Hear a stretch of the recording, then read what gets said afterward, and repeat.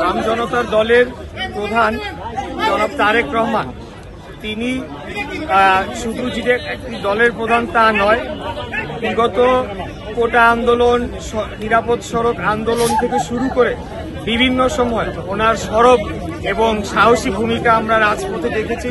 বিভিন্ন সময় তিনি রক্তাক্ত হয়েছেন, তাকে হত্যার চেষ্টা করা হয়েছে, কিন্তু কোনো কিছুকে উপেক্ষা না করে তিনি স্বৈরাচার খুনি ফ্যাসিস্ট হাসিনা বিরোধী আন্দোলনে শেষ পর্যন্ত রাজপথে ছিলেন। এখন 5 তারিখের আগে আপনারা জানেন যে রাজনৈতিক নিবন্ধন প্রক্রিয়াটা প্রথমে শুরুই হয় 1/11-এর সময়।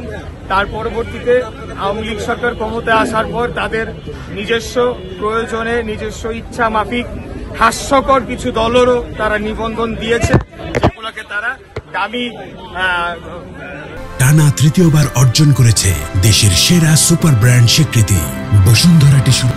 মানে নির্বাচনী দল হিসেবে তাদের ভুয়া পাতানো নির্বাচনে ব্যবহার করেছে। 5 তারিখের পরে অনেকগুলো রাজনৈতিক দল যারা জেনুইনলি তারা নিবন্ধন ডিজার্ভ করে, যদিও নিবন্ধন থাকা উচিত কিনা একটা রাজনৈতিক দলের সেটা নিয়ে প্রশ্ন থাকতে পারে, কিন্তু তারা ডিজার্ভ করে। এর মধ্যে জনাব মাহমুদুর রহমান মান্নার নাগরিক ঐক্য রয়েছে, জনাব জোনায়েদ সাকির গণসংহতি আন্দোলন সহ বিপিন হকপুরের এই পার্টিগুলো রয়েছে। এর মধ্যে আমরা আমি দেখলাম না আমার সাথে তারেক রহমানের আজকে থেকে না, বহু আগে থেকে যোগাযোগ রয়েছে। বিভিন্ন সময় আন্দোলন সংগ্রামে আমরা একে অপরকে সহযোগিতার হাত বাড়িয়েছি।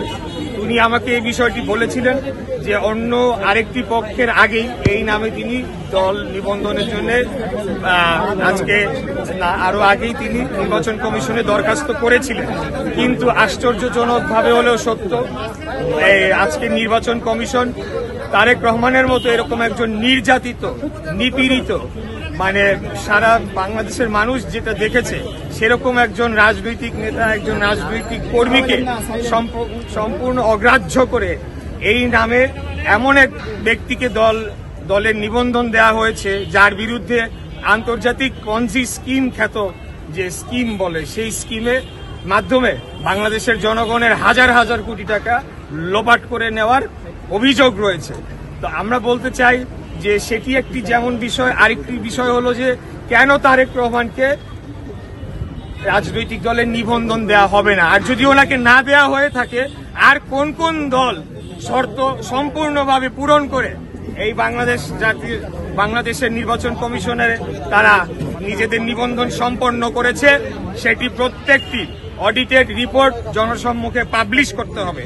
আমরা 3 মাস 3 আগে আমি কয়েকটি রিপোর্ট দেখছিলাম, অত্যন্ত সংখ্যাজনক। সেখানে একটি পার্টি তার ভারতের